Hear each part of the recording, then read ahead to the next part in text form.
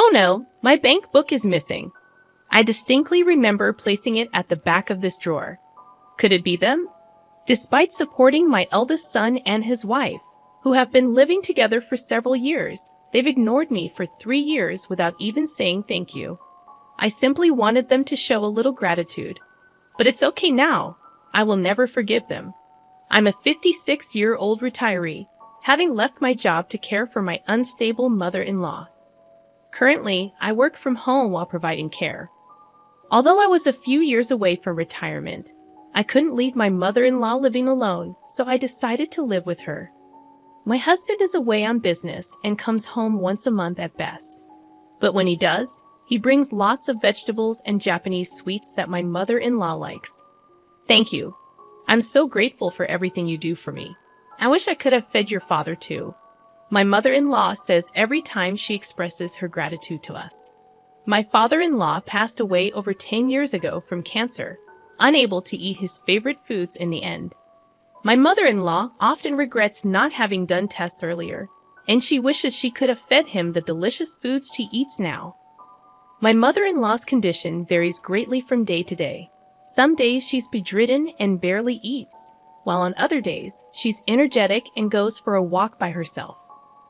Her unpredictable behavior often surprises me, but as long as she enjoys her days, I'm happy to watch over her. However, there's a troublesome event that occurs 2 or 3 times a month for both my mother-in-law and me. It's when my eldest son and his wife from the neighborhood show up. Mom, Grandma, long time no see. Were you well? We're starving. Can you make something to eat right away? Sorry to intrude, mother-in-law. I'm hungry, so please hurry, they demand. Tom and Catherine, who got married a year ago, frequently visit our house like this, appearing suddenly and even asking for pocket money. They seem to know when the mother-in-law's pension comes in. Hey, Grandma, today's the day your pension comes in, right? Sorry, but could you donate a little to us, the less fortunate? I think to myself, it's starting again. Every time. They don't leave until they get the money. Tom, enough is enough.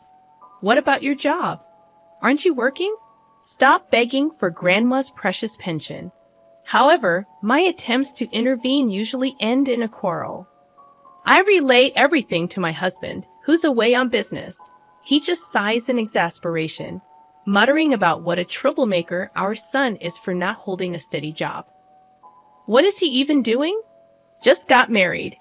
And he's already hopeless, my husband remarks. Though he scolds our son over the phone, it seems to have no effect. This constant cycle of their visits leaves my mother-in-law and me exhausted, losing the will to do anything else. I'm tired, really.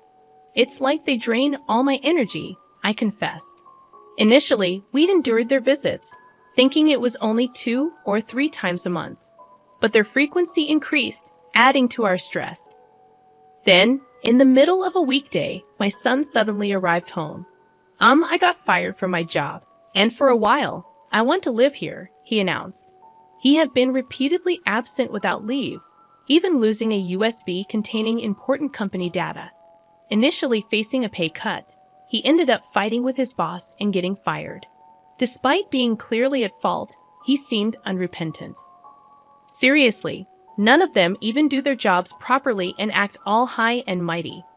That's why I hate people who act like they're elite, my son grumbled.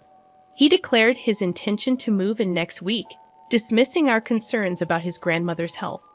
Despite my attempts to refuse, he remained stubborn, insisting that his decision was final. Faced with his determination, I couldn't help but sigh. If my husband were here, he would sternly scold them and send them away, but I can't stand up to them alone. Hey, Emily, is Tom moving in here? If so, should I go to a facility? I'll be in the way. And those kids aren't even working, my mother-in-law fretted. Don't worry about such things, mother-in-law. I'll make sure Tom gets a job, and he'll be leaving soon, I reassured her. I feel terribly sorry for making my elderly mother-in-law worry like this. We doted on our only son, but we never intended to raise him to be so unreasonable. The son I knew was kind and considerate, but he clearly changed after meeting his wife, Catherine. To ease my mother-in-law's worries, I offer her assurance. I reassured my mother-in-law, "You don't have to worry about anything. I intend to take good care of you." I repeated my explanation several times, and gradually the tension on her face eased. However, the day my son and his wife moved in arrived sooner than expected. Despite having separate bedrooms, we rearranged the rooms to share one, as my mother-in-law felt insecure being alone. Her desire to share a room highlighted her anxiety. Unfortunately, their behavior from the first day was appalling. "Hey, Mom, we're planning to use the entire second floor for our room. That's okay, right? From today, the second floor bathroom is ours only. You guys don't come upstairs, okay? We're still technically newlyweds, and we don't want unnecessary people coming and going, so please understand," my son announced. They even moved all the stuff from my workroom to the hallway on the same day, leaving me speechless. It became clear that if I stayed silent, they would continue to do and say whatever they wanted. My son added, "Mom, the mortgage on this house is still ongoing, right? I don't plan to pay rent until I find a job, nor do I intend to pay for groceries or utilities. So take care of it." Feeling increasingly irritated, I reluctantly responded, "Ah, I see." From then on, I was ignored by my son and his wife. A week passed since they moved in, and there were no signs of my son job hunting. His wife left dirty dishes unwashed, neglected laundry, and they freely used our car without asking, leaving it full of trash and low on gas without refueling. Overwhelmed with responsibilities, my mother-in-law, who should be relaxing, ended up helping with the housework. Realizing this was wrong, I confronted my son. "Tom, are you even job hunting? You can't just stay at home all the time. Do something, at least clean up your dishes." However, he continued to ignore me. Complaining to his wife, he said, "Lately, I've been hearing these hallucinations. Just now, I heard something about job hunting or whatever. We have a place to live and food to eat, so why work? Stupid."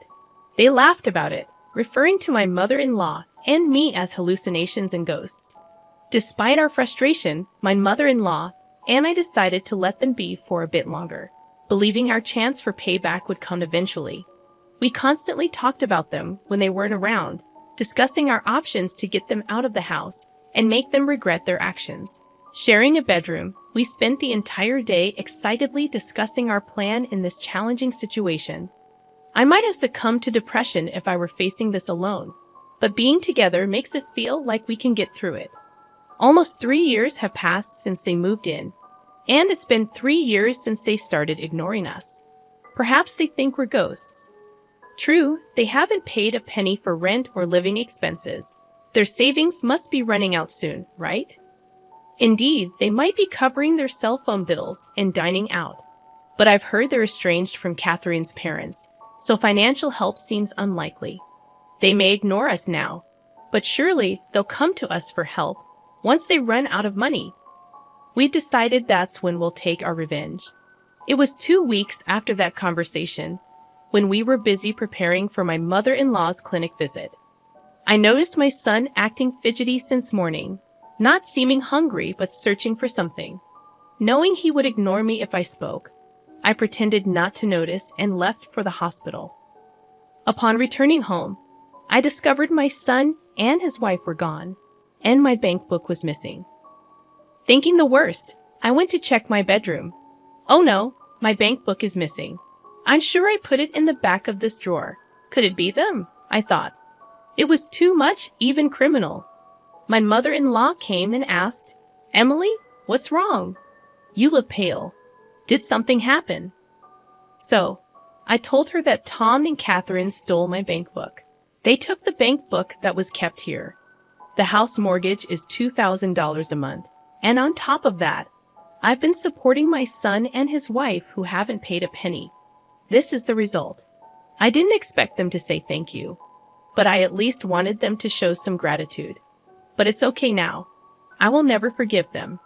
Despite the theft, according to my online banking, no money had been withdrawn from the account yet. I rushed to the bank to close the account. They were mistaken if they thought they could withdraw cash with just the bank book, without knowing the PIN and without the seal. The more I thought about it, the angrier I became at my son and his wife. I informed my husband about the stolen bank book, and he said, "It's over. We can disown them for all I care." My mother-in-law suggested reporting to the police, but we decided to leave the house as quickly as possible, making it our last resort. I couldn't let them run wild anymore and refused to be taken advantage of. Despite feeling sorry for the sudden upheaval, we chose to stay at a hot spring inn until the problem was resolved. Mother-in-law, I'm sorry. I'll work on resolving this issue quickly, so please bear with it here for a while. Don't worry about me. Besides, I'm happy to stay at such a luxurious inn. At that moment, I resolved that once this problem was settled, I would definitely find a comfortable new home for my mother-in-law. A few days later, after completing various procedures, I finally had a moment to relax. Then, unexpectedly, I received a call much sooner than I had anticipated, and of course, the caller was my son. "Hello, Mom. You haven't been home lately. Are you on a trip?" Grandma's not there either, so I was just wondering what happened and got worried, he said, his voice clearly trembling and upset. It's odd, isn't it? He ignored me for 3 years, yet now he can talk when he's in trouble. What's the matter? This is the first time you've spoken to me in 3 years. Do you need something? By the way, I have no business with you guys. Don't say that, please. I don't understand, but we received a notice to vacate the house by the end of the month. It's our own house, so what's going on? He explained. The real estate agent, outraged by our story, had swiftly proceeded with the paperwork, sending the eviction notice within 2 days. Impressed by the real estate agent's prompt action, I decided to reveal the truth to my son. That house! I sold it because I thought it was no longer needed, and it seems the new buyer wants you to leave soon. What? Even if you say that, we have nowhere to live. Where are you and Grandma now? Well, come there, my son pleaded, still trying to use us even in this situation. Enough is enough, I thought. Why are you crying to me now? What a pathetic man. You freeloaded for 3 years, ignoring me and Grandma. Isn't that a bit too convenient? Just so you know, I intend to cut ties with you. Your father agrees with this decision. Don't say that, please. I didn't mean it. I wanted to get along with you and Grandma, and I'm looking for a job too. My son replied, spilling lies that astonished both my mother-in-law and me. If he had shown genuine remorse, we might have reconsidered, but he had already crossed the line by stealing the bank book.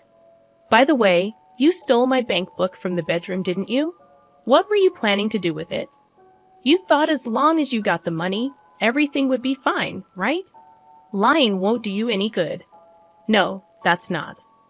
I could tell from the other end of the phone that my son was on the verge of tears.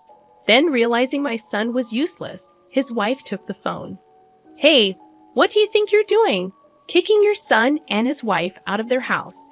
Doesn't your heart ache? Are you a demon? Just as I anticipated what she would say next, my daughter-in-law unleashed a barrage of hysterical insults. She went so far as to claim, "You're just living off Grandma's pension too. You're no different from Tom, acting all high and mighty without a job." I was so shocked that I froze for a moment, mouth hanging open. Jobless? Do you think I could pay off the mortgage of that big house if I were jobless? I've been paying $2,000 every month, and for your information, I'm not jobless, I retorted. It felt pointless to reveal the truth. Her level of unawareness was apparent. In reality, I earned about $5,000 a month from my remote work. Still, I saw no need to share these details with them. If they had seen the bank book's contents, they might have figured it out. But hey, Catherine, you're jobless too. Yet you always wear branded items. Where did you get those? I think the one acting strange here is you, I pointed out. I suspected, though couldn't confirm, that she was in debt, always carrying new designer bags and wallets. Even my son, before being fired, worked at a decent company and earned a fair salary. It seemed like she was the one who ruined everything. I have no intention of prying into your private affairs, but if you're in debt, you'd better deal with it quickly before things get out of hand. Also, please leave that house as soon as possible. I'll take my leave now." Despite having more to say, I decided to let them face their impending doom on their own. After hanging up, I ignored all the apology emails from my son. My husband, who had also been contacted, dismissed them with even colder words than I did. We have been ignored until now, but it was our turn to ignore them. They should thoroughly enjoy their hellish lives. A few months later, I heard that the couple had moved out of the house into a shabby apartment. Catherine had accumulated a significant amount of debt. Although my son tried to initiate a divorce, they decided to repay the debt together since it was also in his name. With both of them jobless, they struggled to repay and were now busy working while being chased by debt collectors.